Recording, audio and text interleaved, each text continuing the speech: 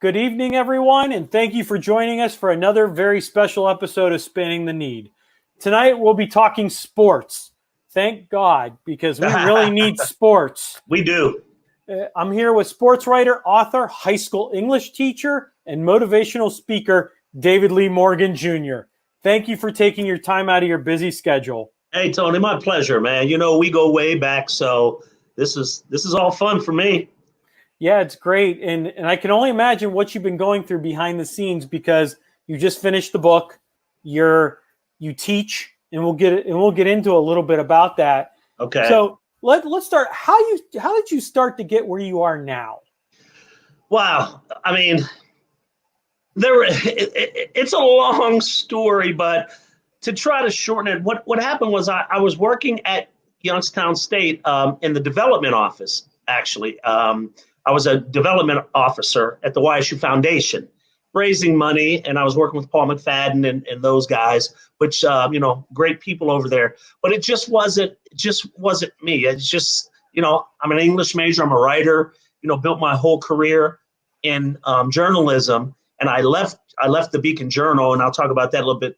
But I left the Beacon Journal, and was working in schools, but not as a teacher, just speaking, motivational speaking. But while I was at YSU, I wasn't feeling that kind of development, raising money. So I decided, I talked to some friends and I tried to figure out what I needed to do to become a teacher. And so I took some classes. Oh, come on through. My wife, sorry, Tony, my she's on her way up. She had to water the flowers outside. Hey, don't worry about it. No problem. Yeah. So what I did was I looked up, I talked to some people and tried to find out how someone who didn't have a teaching background could become a teacher. So there's this thing called the alternative licensure. So the Ohio Department of Education they look at your transcripts and see what classes you need to take and what kind of background you had. So I just had to take some classes, finish those, had to take an English test, almost like the praxis, pass that, and then I became a teacher. So once that happened and I started applying in school districts, I actually went to this thing called, I think it was called NOTED, Northeast Ohio Teachers. It was like a job fair. And there were so many, schools from all over Northeast Ohio. And Tony, I'll tell you, there were so many. I could have had my pick of where I wanted to teach because they liked my background. They liked my experience. And I thought to myself, I'm going to go to a school district that kind of mirrors where I came from. I went to Warren Harding. And so Massillon was one of the first ones that offered me a job. And I thought, this is a perfect school district. It mirrors Warren, Youngstown, Canton. So I've been there this will be my 5th year. So that's how I got started. And you've done quite a bit. You've really done an excellent job from going from a school district to writing a book to a university status. So you've really done a very couple different types of backgrounds. Yeah. You know what? Being a journalist, I learned so many. People really, I try to tell my students, you have to learn to try to do, learn as many trades as you can and be a jack of all trades of so many things, because you never know what situation you're going to be in where you're going to need some type of skills that you learn from other jobs. And so I always just made sure that I try to do everything. And then when I found writing and journalism, I made sure I did everything. If somebody I worked at the Vindicator. If somebody, if there was a murder on the East Side, I said, hey, do you need a reporter to go out there? I was just learning, but I wrote obits. I did all kinds of stuff to just get as much background and get as much experience as I could. And that's what people have to do. You got to just do what you can and step up whenever. And that's what I did. And I just kept doing that throughout my whole career, I guess. Well, and let's get to that. What's it been like teaching in this pandemic? Well, it's funny. We were off. So we were told right the week before spring break that we wouldn't be coming back. So March 30th was our last day of actual teaching in class. And obviously we weren't sure where this was going to go. But it was very challenging because, if you have kids that aren't motivated, you've got to try to motivate them to try. If you can't motivate them in the classroom, then it's really going to be tough for them to do work outside of the classroom when you're not sure what circumstances they have. You don't know if they have the resources to do the work. And lots of times them being in school was the only way they'd be able to do this work. So it was really tough. We all miss the kids. We miss being in the classroom setting. And we know that, those kids who really need that classroom setting, some of those kids are going to fall by the wayside because they're not getting that one-on-one attention that they need. So it was a struggle. It really was. I mean, we had the kids who normally do their schoolwork, they did it. There were some kids who really didn't do that much work in class, but because of the pandemic, they worked better on their own.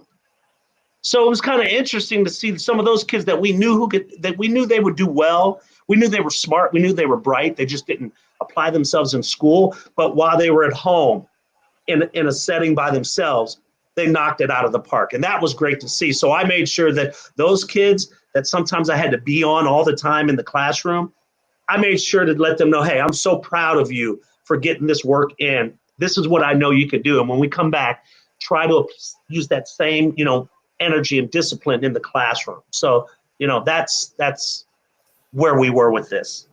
Well, and I think the pandemic has really changed us in what we do. I feel that, like, for me, I've been home since March 15th or 16th since the governor shut down the state. Yeah.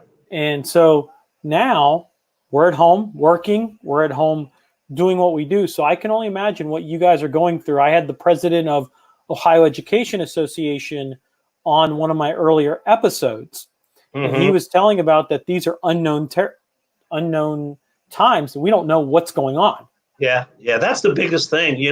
People ask us all the time, are we going to have are we going to have in-class sessions? Are we going to have remote learning?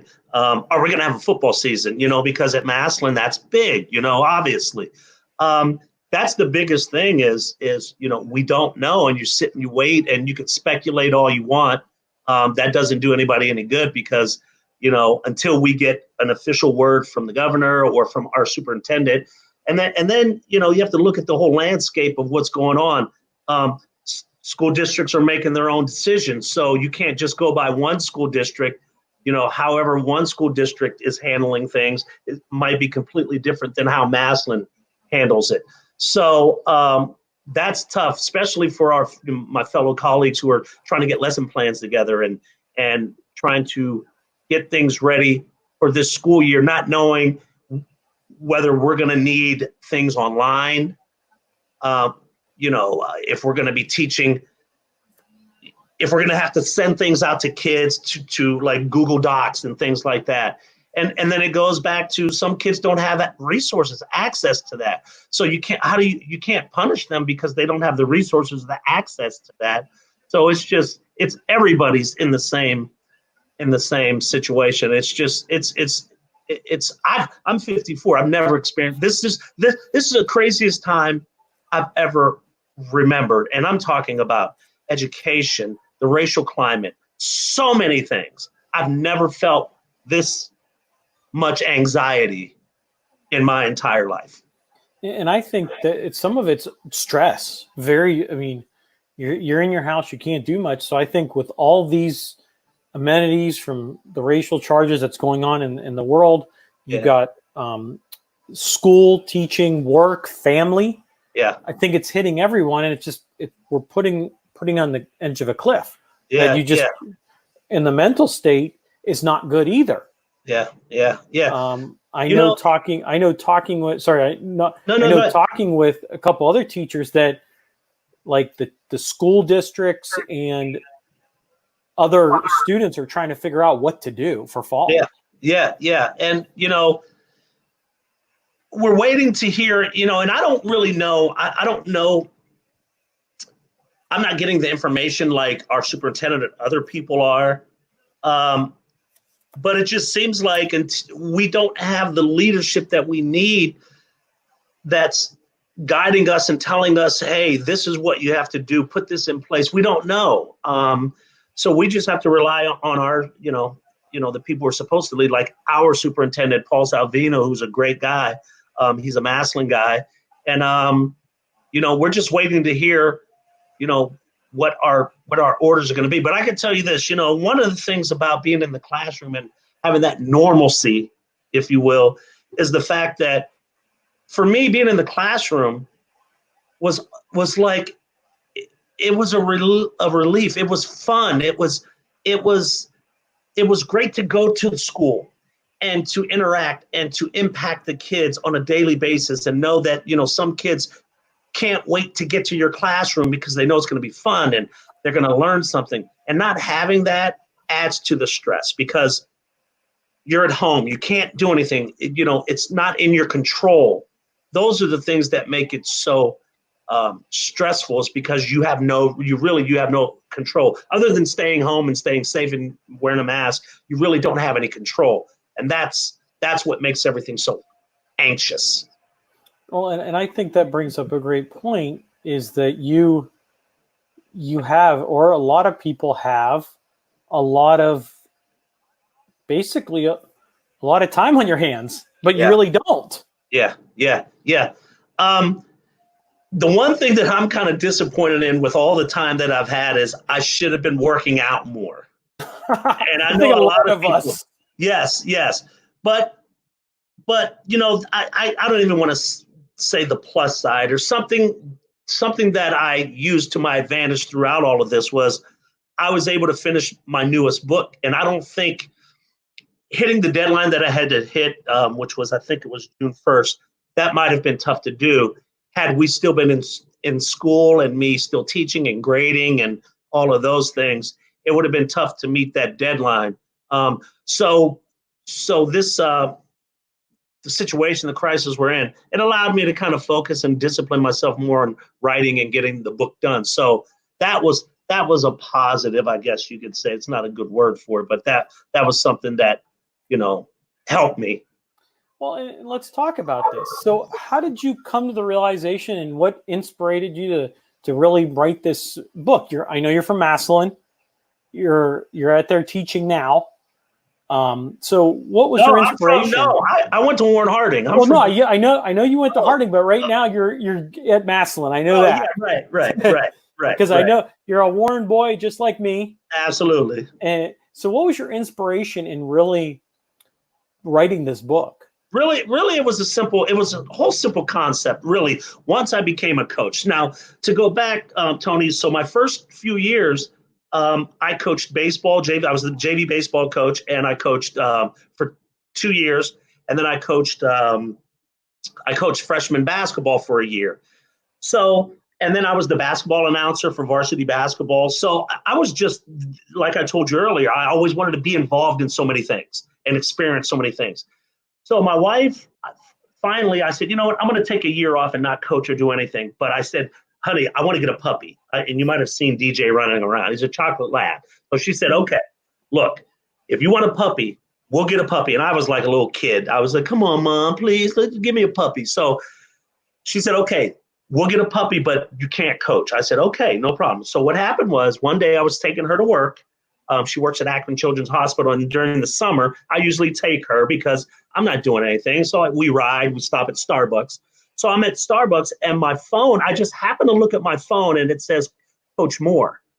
So, and that's the head coach, Nate Moore. So I said, oh, hon, I think I butt dialed Coach Moore. So I called him back and said, hey, Coach Moore, sorry, I butt dialed you. He said, no, I called you. I said, oh. I said, what's going on? He said, how would you like to be the running backs coach this year? I was like, what? You mean varsity? Like at Massillon? He said, yeah. So what happened was, the running backs coach went to John Carroll. He got a grad assistant job at John Carroll, like the day before our first scrimmage against Avon. So they needed somebody right away. And I had coached before. I had all the coaching credentials, had all of that.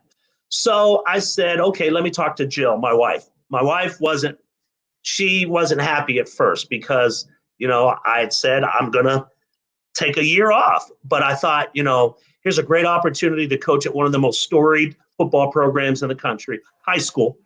I'm going to be the running backs coach. I mean, that's a sexy coaching position, the running backs coach at Massillon. So my wife thought about it, and she said, okay, I support you. So once that happened, my first thought was it's going to be one and done, because they go 24/7 at Massillon, 365, and I couldn't do that again. So after maybe about the first or second week, I thought, you know what? I should chronicle this season. And from a perspective of a coach, a coach's perspective, who was an outsider, but now is part of the Massillon family, and who is from Warren, a town that loathed Massillon in athletics. And a very historical football program. And a very historical. And you know what? And this is what, I didn't know this until I started doing research, is besides McKinley, Warren Harding is the second longest rivalry with Massillon. And I never knew that. I mean, I knew we played them back in the day when I was a kid, in the 60s, the 70s, and my dad would get me out of elementary school and, take me to the Hall of Fame. Then we'd come to Paul Brown Tiger Stadium. So I thought, I should chronicle all these interesting personal stories, my relationship with players and my students, because some of them were my students. And then that's how it kind of all evolved. And then Coach Moore was great about it, because when I mentioned it to him about maybe the second week, I said, hey, Coach Moore, I'm thinking about writing a book about this experience. And I was worried what he would say. And he was like, no, I think it's a great idea. Because here's the thing, Tony, I wanted to make sure that I wasn't a writer posing as a running backs coach.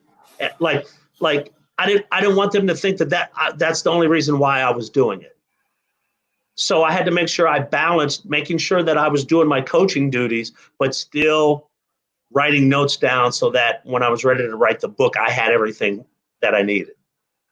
Well, and I think that you have a intimate knowledge of what's going on during the season. You have players, coaches, and the community that's always behind the football team. Yeah. Especially in Massillon, and I've heard the stories. My dad is a Warren Harding grad in Warren, Ohio. So to hear the stories about him going to Paul Brown Stadium, him going to watch the Kent McKinleys, the Massillons, and always saying that then when they always came to Warren, the place would be 15,000 strong. Yeah, absolutely. Absolutely. Those are the memories that I have. And I think it even got bigger once Harding actually merged with Reserve. There was two big high schools and merged in 1990, which that they Harding won the state championship that year. Yeah. And actually had to play Massillon during their trip to the state championship. Yeah. That's interesting because, Warren and Massillon, people always ask me, they say, why is Massillon year after year after year after year, they have so much community support? And, even though we don't win state championships every year, we still have outstanding seasons. We're winning, we've, over the last, 3 years, we were 14-1 this past year. The year before, we were 14-1 and lost in the state championship game. The year before that, I want to say, I think we won 11 or 12, I can't remember. But over this 3-year span, it's the most successful 3-year span we've ever had. But here's the thing that's so interesting about Massillon. Massillon and Warren are all the same type of towns. You have Republic Steel, Copperweld Steel. When those steel mills, in the Youngstown Warren area, when they closed, it just it devastated those areas. Massillon was the same way, but what happened was those people didn't leave. Those families never left. They may have found jobs in Cleveland or Dover or Worcester, or they may have had to travel somewhere, but they kept those families there. They kept their family there. Their grandparents stayed there. So every year you have all that community, those people who've never left. And those kids who play football, there's no pressure on them because at a very young age, they already understand what's expected of them as football players. So they already know they have to play like they have to be excellent. So that's the difference, I think. It's different. Those kids don't want to leave Massillon. They want to leave Massillon to go to Ohio State or Michigan State, but they know Massillon will help get them there. Get them to that next step. Yeah, yeah. And what people may not realize is the coach, legendary coach, Paul Brown, went to Massillon. Yeah. And I don't think people really, it's called Paul Brown Stadium, but for a reason. Yeah. Paul Brown, he went there and, he's so, a lot of people, I don't know if they know the history of Paul Brown coaching, at the Great Lakes Naval Academy. He coached Marion Motley, who was a Hall of Famer from Canton. He actually, we're doing a project on him right now, but, Paul Brown was instrumental in moving the Browns from the All-American Conference into the NFL and dominating. But it was all in Massillon, started all in Massillon. And, that history helps solidify why people still, or why, at least why the Massillon community feels like it's one of the most storied programs in the country because of the history and the background of it. So tell us a little bit about what we had going through the season that you chronicled. Give us some pointers and what stood out to you the most during that season. Well, one of my biggest thrills was when we traveled to Mollenkoff Stadium to play Warren Harding, and my mentor and classmate Steve Arnold on the other side. And, Steve is engaged to my cousin, Marvel Alliance. But I've known Steve. I mean, he's 2 years older than me, and he's always been like a mentor to me. So being at Mollenkoff Stadium and seeing my mom and dad there and friends and family that I hadn't seen in 20, 30 years, and to walk into the visitors' locker room and smell that old musty smell that I remember smelling as a freshman in 1980. It was very, very, very surreal. It was great. It was like a homecoming. But you know what I did, Tony? So while we were on the bus in Massillon, I called my dad. They still live on the north end. So they live by Packard Park, by Comstock Park, right on North Park. So I called my dad. I said, hey, Dad, the coaches have never had, a few of them have had Uncle Nick's chicken, Buena Vista. I said, but can you do me a favor? He said, you want me to order some? I said, yeah. He said, how many do you want? I said, he said, I'll get 50 pieces. So my dad met me at the stadium. I mean, minutes, like less than a minute after we got there. The kids are going into the locker room. They're taking their equipment in. My dad's handing me 2 boxes of Uncle Nick's chicken, and I go take it onto the track. I sit it on the trainer's table, and here you have Massillon Tiger coaching staff just digging in there, just pulling out wings and breast and legs. I mean, it was crazy. I mean, like it was great. It was great. But we had some great things. Like on the first game of the year, our wide receiver who committed to West Virginia, he's only a junior. His grandmother passed away Thursday before the game, and then on Friday, he set a school record with 232 yards receiving, and that was special because he wasn't sure if he was going to play. So that was special. Being part of the Massillon McKinley game was something I've never experienced. It's one of the best experience I've ever had. Just, the pregame breakfast all the way through the game and winning that game at, Tom Benson Hall of Fame Stadium and being inside the locker room and seeing what it's like to defeat Canton McKinley and to be able to say, the rest of my life, the one time I played them, we defeated Canton McKinley. So you retired. Hall of Fame Stadium. You debut and retirement in the same week. Oh yeah. Well, we still had our five games to go for the playoffs, but yeah, just there were so many different stories, and it's all in the book. But it was just a great experience to be able to see what it was like, just 15 weeks, what it was like to be part of the lore of Madison Tiger football. Well, and I think it kind of culminates what you've done in the past with other books. And I know Steve Arnold. I know Coach Steve Arnold very well from basketball as a referee. Right. And I've had a lot of coaches on that they've reminisced that they love yelling at me. It's nothing new. And I've known Steve when he goes from the basketball to the football. And he's a great coach, a good mentor for the kids. And he does his business on the field. Right. Yeah.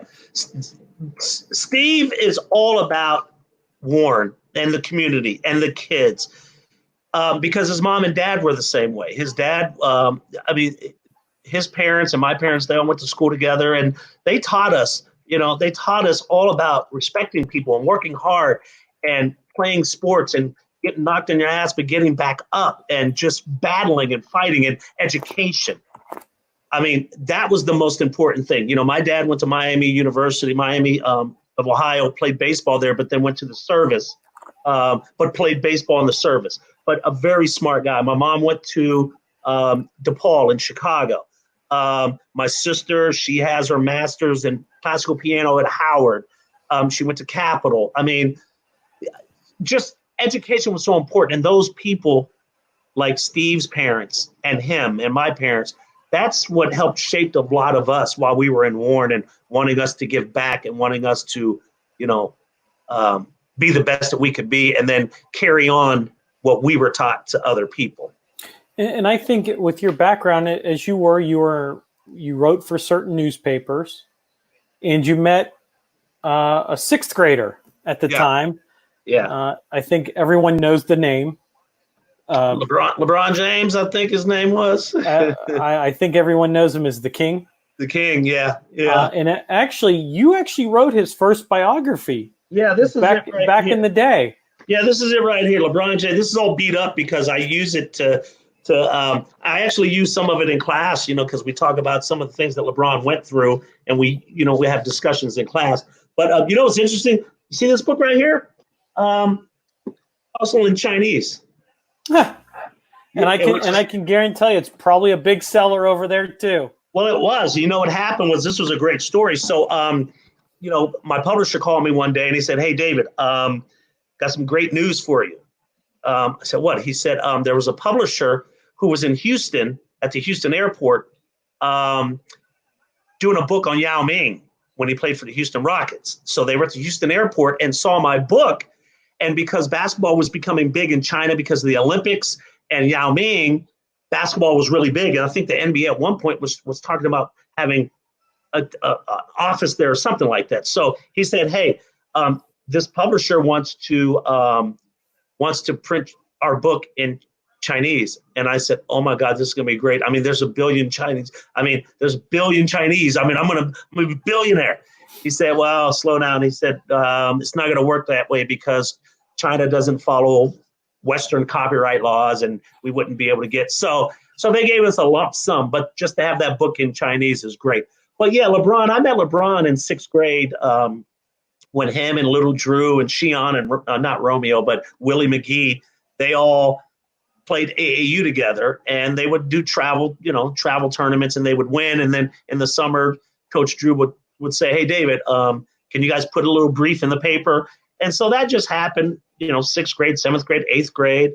So in Orlando, in their eighth grade year, they played in a tournament in Orlando. There were 10,000 kids there, and they ended up losing by 2 points in the state championship game. In the national championship game. So after that, they tried, they didn't want to break up. So they all decided to go to St. B so they could all play together.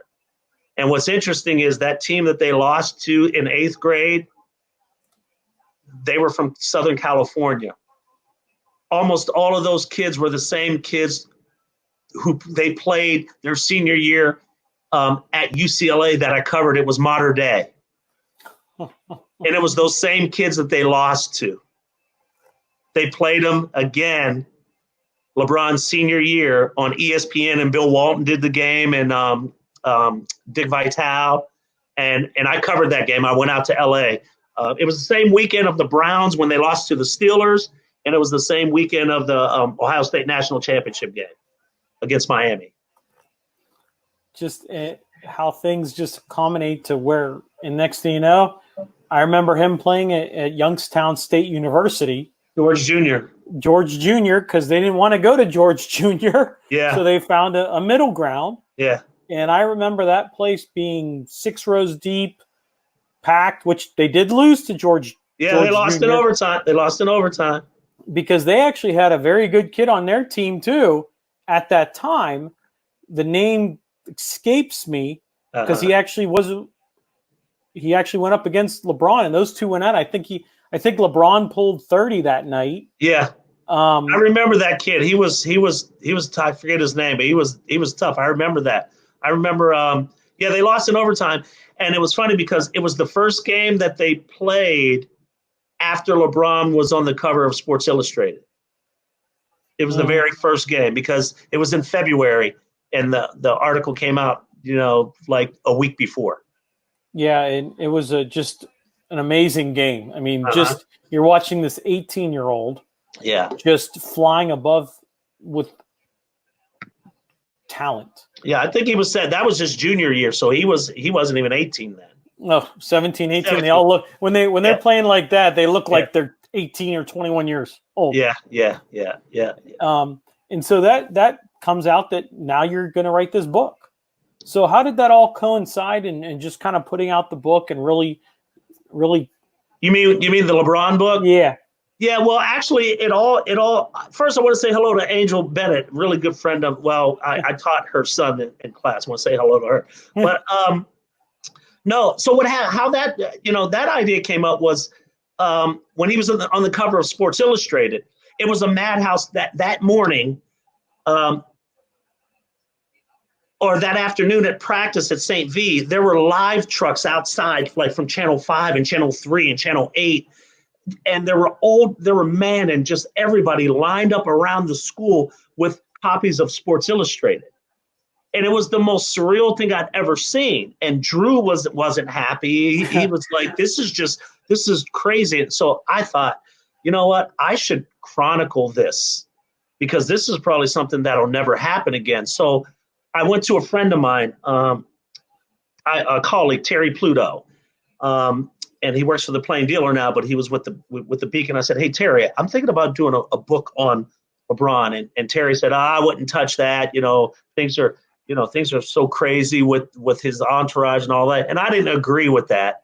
And then so I went to another friend of mine, Sheldon Ocker, who covered the Indians for us for almost 40 years.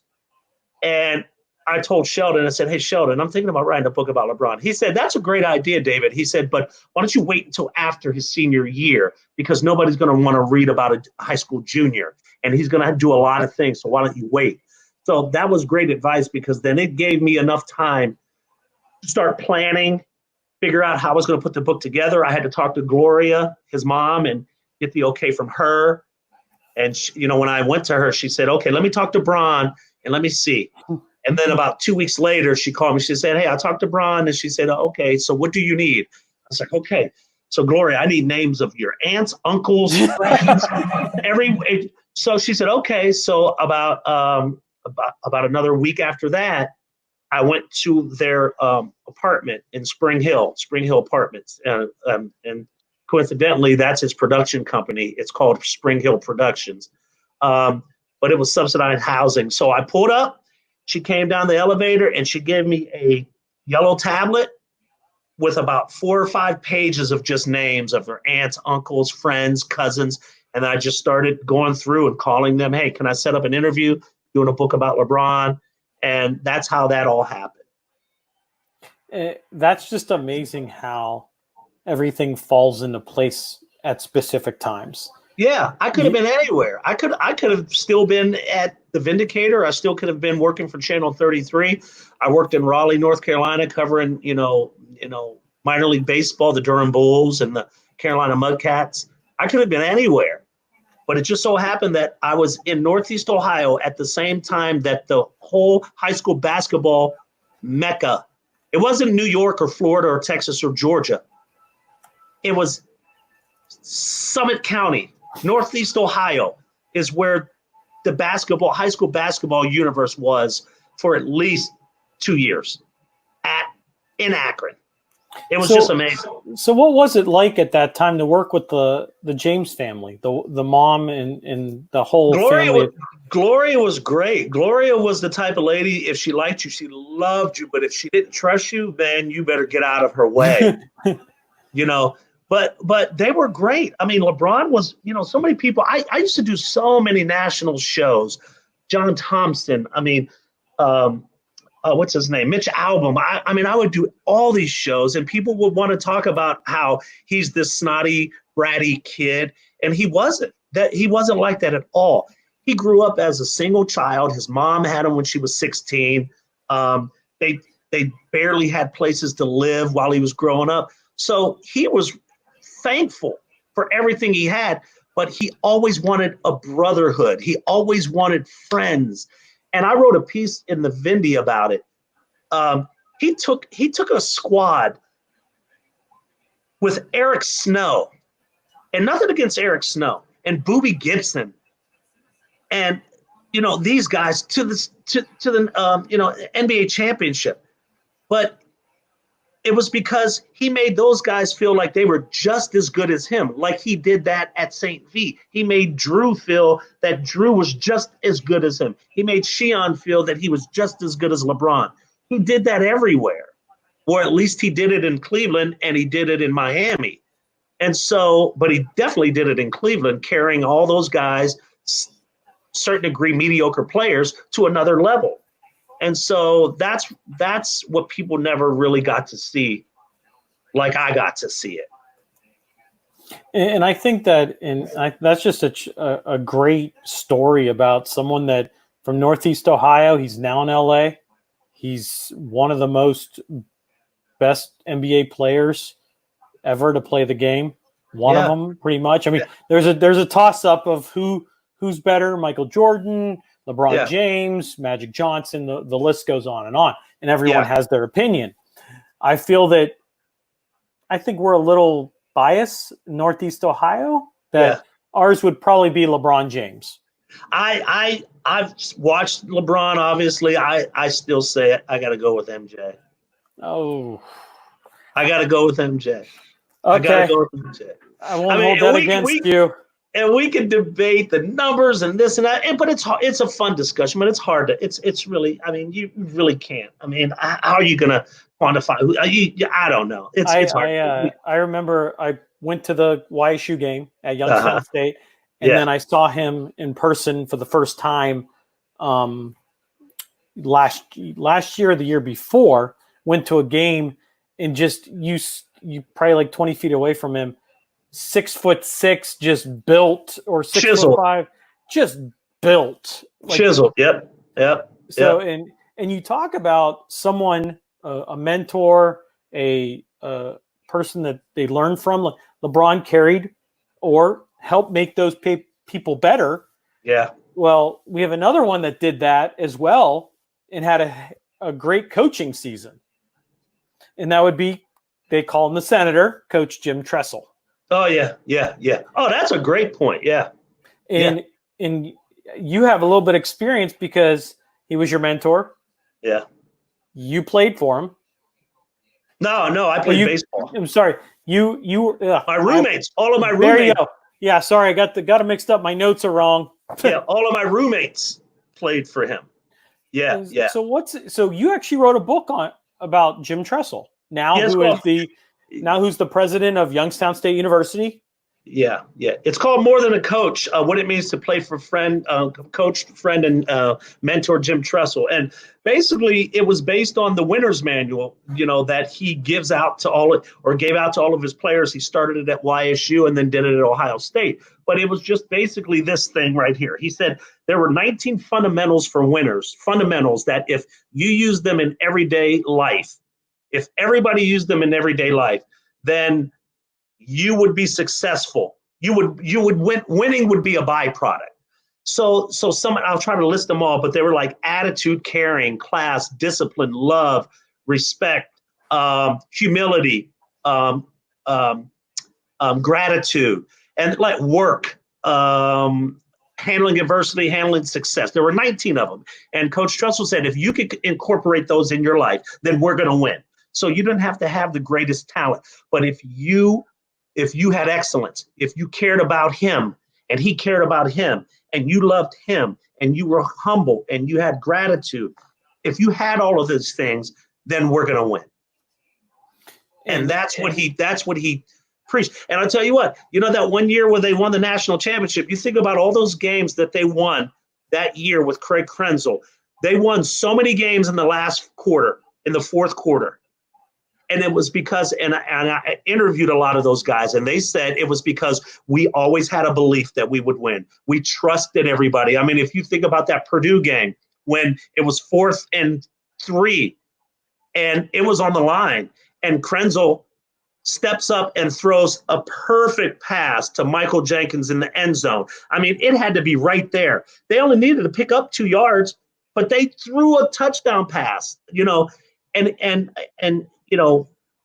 interviewing Krenzel, he said, I trusted Michael. I trusted Coach Tressel. I trusted the lineman would give me enough time to throw that ball. And if I remember correctly, Krenzel also, I think it was him, but I think his major was nuclear biology at one time. Right. It was some crazy like like some kind of like it was some I can't even think of it, but it was some kind of way far out there major. And one of our local Warren Harding Raiders actually played for Coach Tressel at Ohio State and probably made the play of the year. When they won the national title against Miami. Yeah. And that was probably he's a freshman. Where do you get to think to strip the ball from the guy who just picked up a turnover? Right. And if you know what, and it was so big because it was Sean, what's his name? Passed away. He was murdered. I forget his name. Sean, I can't remember his name, but Krenzel threw an interception in the end zone. Mm-hmm. I think Ohio State was like at their own 9 or 10, and he tried to kind of throw a bullet, into traffic, and it was intercepted. Sean Taylor, and it was intercepted, and he, so that could have been a big swing right there because they were going to go on to score. Instead, Maurice Claret runs him down and strips the ball, and Ohio State gets the ball back, and I think they scored on that. They scored on that drive. So that changed everything around. So what was it like to work with Jim Tressel? Coach Tressel is just an amazing guy because, he's so down to earth, but he was so analytical about everything, but not in a bad way. Like if you had an idea, like when I had project ideas, he loved them. He wanted to see exactly step by step what I had. What are you trying to do? Don't give me all of this other stuff. Give me A, B, C, and D. And that's how he coached. And that's how he lit, it's always those just real simple, but perfect it. Perfect it. If you don't make anything, very complicated, just do what you're doing and be perfect at it. And so, but he's a funny guy. I mean, and, I just talked to him last week. I talk to him all the time, whether it's a text or a Zoom on a project that I'm working on that I need some help with. Just a easy guy, you see him on TV and stuff like that, and you think that if you're real and, and you're from the Valley, he's loyal with that, but just a great guy. I love talking to him. Love the fact and feel blessed that I had the opportunity to know him since the 80s, and up till now. I mean, just a great guy. What's that book look like? You mean the newest book or? Oh no, the Jim Tressel one. So we can show everyone hey, if you want to read about it. That's the only one I don't have. Here, let me show you the ones I have. I have more. I have LeBron James, the Chinese version. I have another book called High School Heroes, Stories of Inspiration, Dedication, and Hope. This is a great book. This is a book. It's a compilation of articles, columns that I wrote in the Beacon Journal that won awards that were based on kids overcoming odds in high school.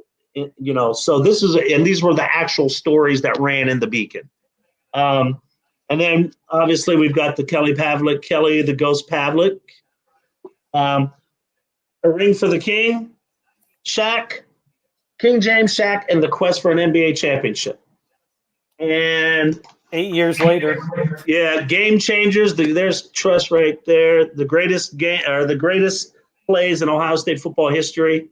And the only one I don't have, I usually give books away, and I didn't order any more of those, but we'll make sure that we get them out to whomever. Yeah, and we'll be giving away some books here later tonight and tomorrow. We're gonna gather all the names together. Me and Dave will come up with a live sometime in the next couple days and put all those names in a hat, and we'll pick who will get what book.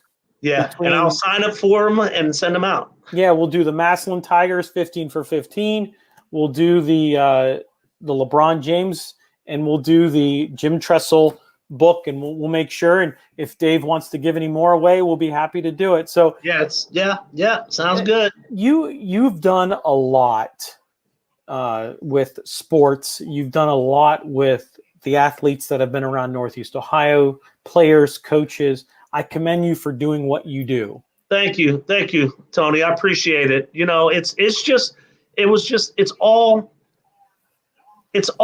like, if you love what you do, lots of times it doesn't feel like it's work because you just really, really enjoy it. And then because of that, you just want to be the best at what you're doing because you love it so much. And I loved sports. I didn't know I loved to write. Until later, I was always a good writer, but didn't know that that's something I wanted to do until I got into college and realized, hey, I can put this writing thing and sports together and have a great career. And this was before, the internet and before all of that. And then the internet came along, but it was still a great career, journalism, and it still is. We definitely need it. I mean, it's the fourth estate. We need it now more than ever. Journalism, strong journalism.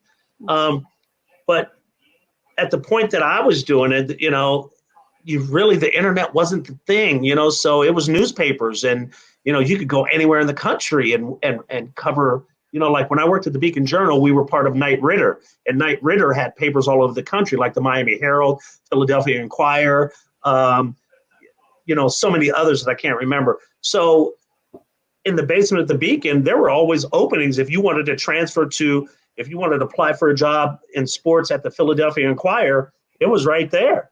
Mm-hmm. Or if you wanted to go to the Miami Herald, it was right there. Now it's completely different, obviously. And that's just really great to know of what you've done, what you're doing with the kids as a teacher. I commend you for that. I've taught before in college and in high school, and it's just to see those kids go from a 6th, 7th, 8th to graduating and then seeing where they go 20 years later. Yeah, it is very rewarding, especially when you get kids, who, they email you or text you or, because I have journalism kids and they'll say, Coach, Mr. Morgan, what you're telling us right now, you always told us in school and now we see it. Or years later, 2 or 3 years later, they say, hey, I'm at OU and, man, the things that you were saying back then really resonated with us and we're so glad we had. And that's just, like you were saying, you taught. It's just that's the greatest thing ever is when you have students come back and say, I remember everything you told me and I appreciate what you did for me. That's just the Yeah, greatest and family in the world. so let's move on, and we talk about teaching. We talk about the kids. Yeah. So what can we expect down the pipeline? Any projects that you're working on that you can give us a teaser about? Oh, for sure. Yeah. So I'm one of the producers on a film that's going to air on PBS this fall. It's called Remembering Motley, and we had talked about it before. It's a documentary. Like I said, it's going to air on PBS. I can't remember. I think it's in September. But it's the story of Marion Motley, who went to Canton McKinley, played for the Browns. You may have seen him if you've ever been in Canton. There's a mural downtown Canton of 4 black players, and his number was number 76. He played for the Browns, but he broke the color barrier a year before Jackie Robinson. In 1946, Paul Brown was coaching the Browns, and he had Bill Willis, who was a former Ohio State player, and Marion Motley, and they both played for Paul Brown for the Browns. And the story is all about how people in Canton kind of forgot about who Marion Motley is, or they don't even know who he is, but he's a Hall of Famer. And he broke the color barrier in pro sports before Jackie Robinson. But in Canton, there's nothing really other than his bust in the Hall of Fame. You wouldn't even know that he was from right here in Canton. And it's almost like, the analogy of, if you have Jackie Robinson, in the Hall of, like not having Jackie Robinson's name in Cooperstown.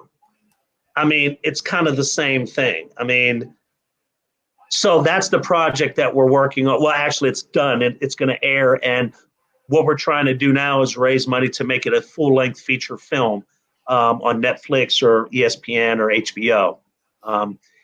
And it's really important now with a lot of the, social climate that's going on right now, racial climate, having the history of who Marion Motley was and making sure we remember what he did and all the things he had to go through in that time in our history. And I actually had Felix Wright on, former Browns, who I know very well, played for the Browns in the good 80s and early 90s teams. And we talked a little bit about the Browns and what has coincided. And we have a championship in Cleveland. It happened in our lifetime, which is nice. But we really want that NFL Browns Super Bowl, I think. You know what? I mean, boy, do we want that. Yeah, absolutely. I mean, I think we had the players in place. I think we had the wrong coach. But I don't know. I mean, it'll happen. I think it'll happen. Don't know when. It'll happen. It always will. So, well, I appreciate you taking time, Dave. It's always a pleasure to talk. You interested in taking a little Q&A? Oh, absolutely. And absolutely. I mean, I see some people that I know up there, I will be posting them on the screen, so you don't have to worry about anything except answering them. Okay. So but I want them to know that I acknowledge them, and there's some people I wanted to say hi to, but I don't know. So we'll go with the first one. Okay. This one's from Angel Bennett. Okay. So Mr. Morgan is amazing. My question is, your favorite part of writing 15 for 15? I read the book in 4 hours. That's awesome. I really appreciate that. 4 hours? Wow. Well, you know what? You know what I tell my students? I said, the best compliment that your audience or your reader can give you as a writer is wanting to turn that next page or wanting to go to that next chapter. And Angel right there, that's the biggest compliment she could give me, is the fact that she didn't want to put that book down. That tells me that. But I would say the favorite part of writing 15 for 15 was, that's a great question because there's so many great stories in there. But I guess it would be the McKinley chapter because actually, no, there's a chapter called The Maslin Mystique. And that really showed me what Maslin meant to people who live in Maslin because I wasn't from Maslin. So it was great to hear from people who had grown up there their whole lives, and they see how outsiders hate Massillon or think they're arrogant. But the reason why they're arrogant, they told me it wasn't an intentional arrogance. It's just that's what they're used to. And that was an interesting kind of take from all of them, that, we're arrogant, but we, it's just that's how we were raised to cheer, to play. And so it's just something that's inside of them. So that was my favorite part, I think. That's a great question too, because that's just, you never know when you write a book, one part may be it, then the next part at the end, when you're done writing it, it could be something totally different. Yeah, it's funny. We had to cut out a friend of mine who works at the school. We had him in there. And in my final draft that I sent to my publisher, he was in the story. And then when I, signed a book for him, he said, oh, they must have cut me out. I said, no, you're in there. And then I looked and it wasn't. So I called the publisher. I said, hey, what happened?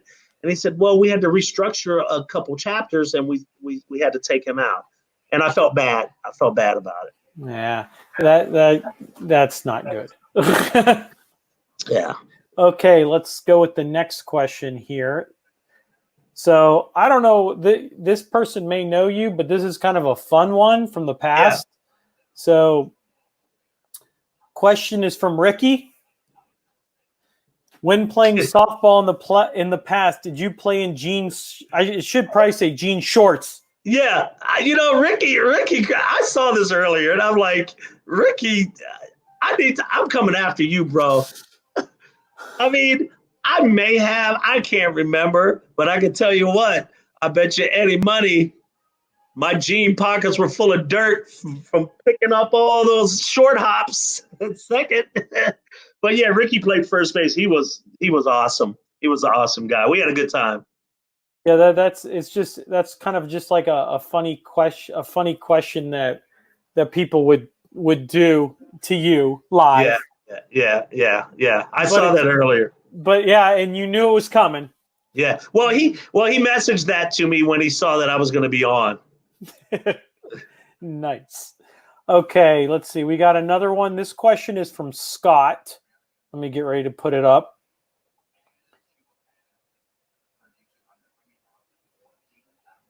So it says, what does he feel was the game of the year for the 2019 Massillon Tigers?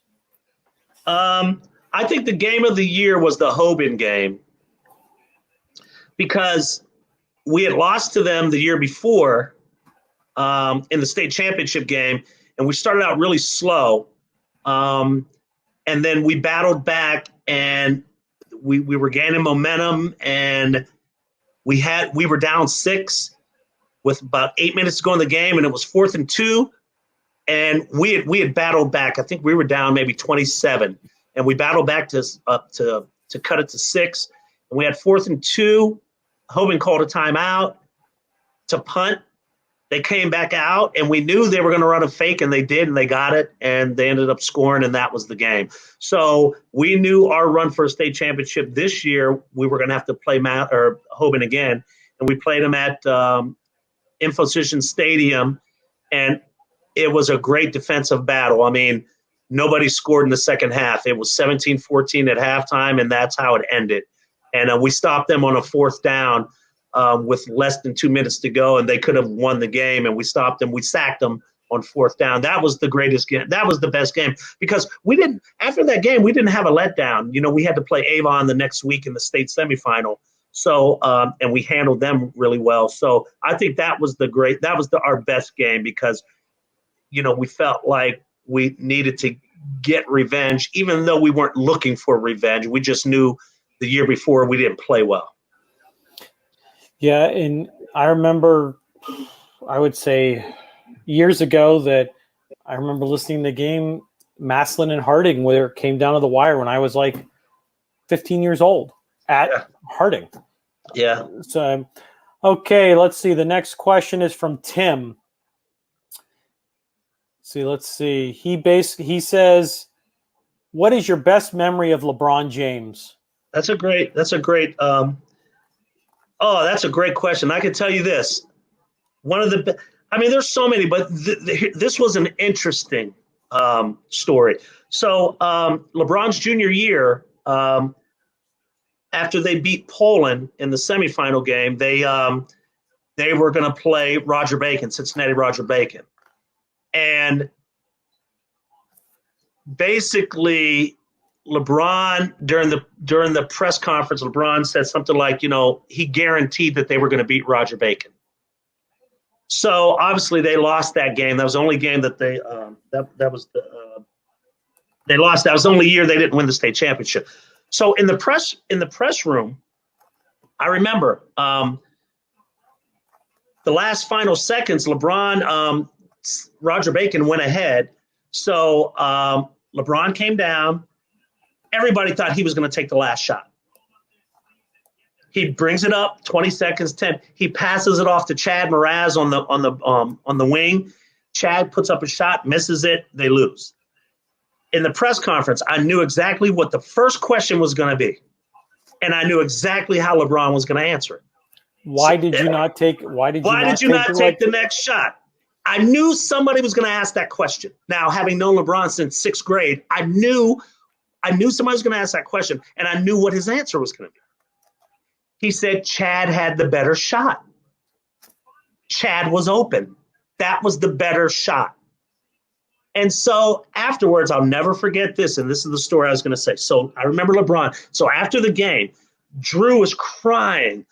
Romeo, they're all bawling.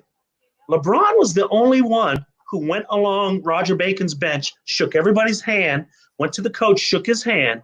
And when we got in the press conference, somebody said, so LeBron, what are you going to do? He said, I'm going to take a couple weeks off, and then I'm going to get in the weight room, and I'm going to work as hard as I ever did so that I never have this feeling again. So let me tell you, between his junior and senior year, I remember going down to St. V and seeing LeBron in June, July, August in the weight room. And he looked like a man. He grew about another 2 inches, but he looked like an NBA player. And I think that was the difference of how they just ran through teams his senior year. And it was because of that instance. I mean, he hated that loss. And he said he was going to make sure that he never felt that again. That's something that you work hard on the off season to get where you are during the season. Yeah. He was a completely different person. I mean, muscle, strong, and they were beating teams that senior year, 100 to 58, 88 to 32. I mean, it was just incredible. So the last question is from Rick, and it's pretty easy, and I'll put it up here shortly. But I appreciate you taking time, Dave. It was always a great my time. Pleasure. Good to see you. My pleasure. Same here. I can't believe it's an hour. I could obviously you could tell I could talk all day. So here's the last question. It comes from Rick, and we also had someone else that mentioned it too. So the question is where can I get all your books? Where can they buy your books, Dave? Tell us where we get them. Okay, so the Maslin 15 for 15, I'll tell you this right now. If you want it right away, you could go to 15 for 15. So it's 15 and then the word for 15 FOR 15 book.com. 15 for 15 book.com. Now that's from our publisher. If you go there, you'll get it right away. The actual official national global release on Amazon and Barnes & Noble, like if you go to Amazon, you can still order it, but it won't be released till September 8th. So if you want it right away, go to 15for15book.com. After September 8th, you could go to there, or you could go to Amazon or Barnes & Noble or any book, any website that sells books, you'll see it there. You could get all of the other books on Amazon as well.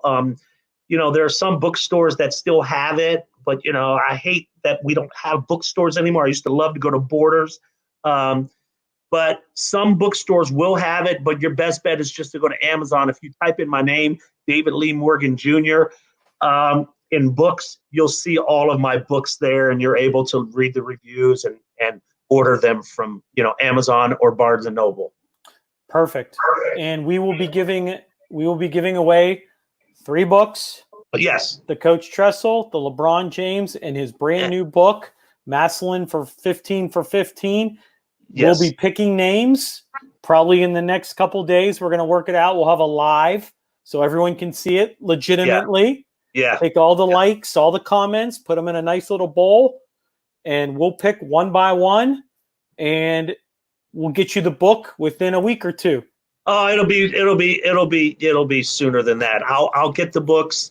Once actually, I'll have the books here before then, and then once we get who the winners are, who we pick, if they could just get me the address, I'll put them in the mail that day or the next day, and you'll have them. I appreciate it. Dave, it's always a pleasure. Hey, my man, thanks for having me. Appreciate it. Stay safe. Thank you for taking the time and talking with me, and thank you for joining us for another episode of Spanning the Need. Stay tuned. We have a special announcement tomorrow morning talking about COVID and what's going to happen during the pandemic. Be safe and have a blessed day.